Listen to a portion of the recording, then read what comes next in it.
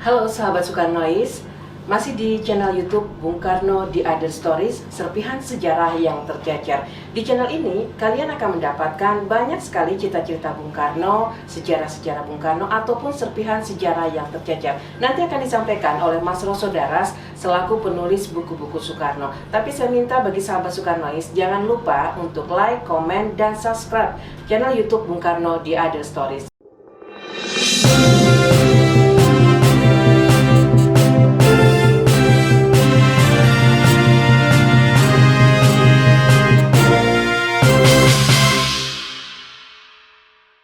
Baik, saya langsung ke Mas Roso. Mas Roso, kalau selama di ND itu kan pasti banyak sekali ya kegiatan yang dilakukan Bung Karno. Selain tadi ada kegiatan sandiwara, kemudian tunil itu, tunil Kelimutu. Kemudian apalagi kegiatan dilakukan oleh Bung Karno dan juga masyarakat di sana? Iya, jadi digambarkan selama dia dibuang di ND selama 4 tahun itu dia menjalin persahabatan dengan rakyat jelata, petani, nelayan gitu ya, bujang disebutnya, yang masih muda-muda, karena tidak satupun kaum cerdik pandai yang mendekati Bung Karno, mereka takut ya.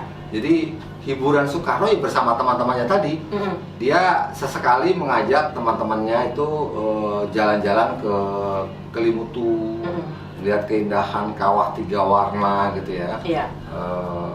Nyewa otobus gitu ya, kemudian ke sana.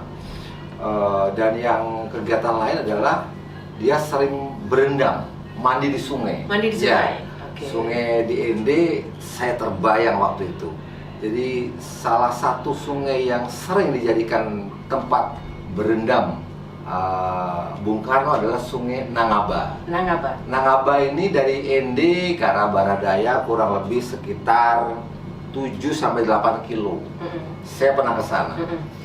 Dan ada lagi kisah di mana Soekarno juga sering berendam atau berenang di Sungai Wolowona. Cuma ini agak jauh tempatnya, puluhan kilo dari ND. Jadi yang sering adalah di Sungai Nangaba. Itulah keseharian Soekarno bersama teman-temannya.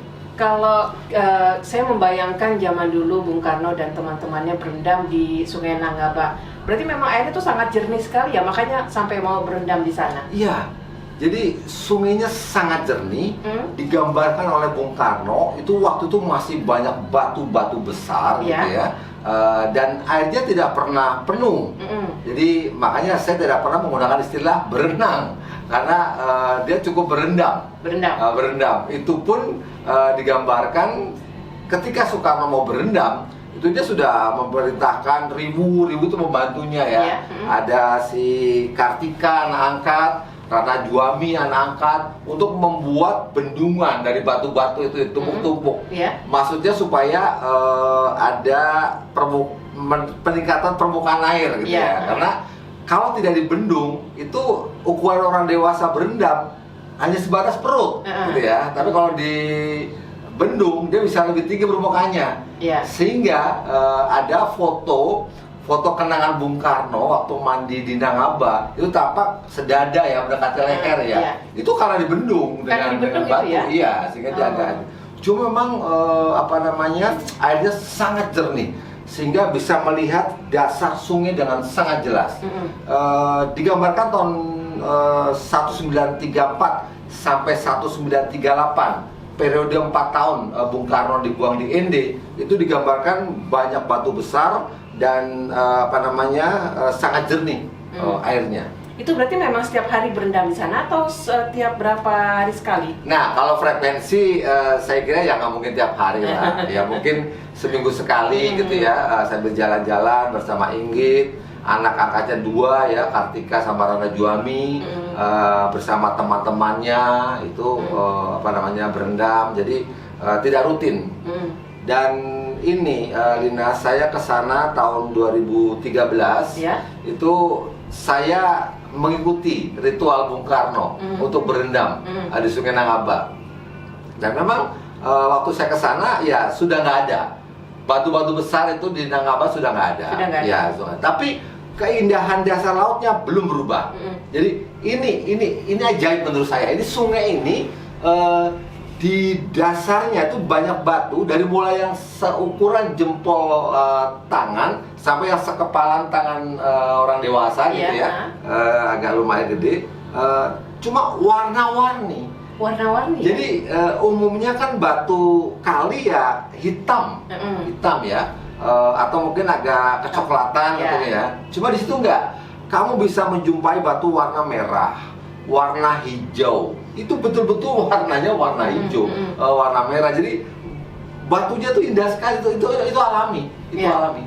Nah, waktu Mas Roso datang ke sana mengikuti, mungkin menapaki jalan yang dilalui oleh Bung Karno sampai berendam, itu banyak masyarakat juga yang melakukan hal yang sama. Ya, jadi saya juga sempat ngobrol dengan masyarakat sekitar bahwa sampai hari ini orang yang mungkin pengagum Soekarno lah ya, itu gemar ziarah ke tempat-tempat yang pernah dikunjungi Bung Karno. Jadi beberapa orang pada waktu-waktu tertentu masih tampak berendam di situ.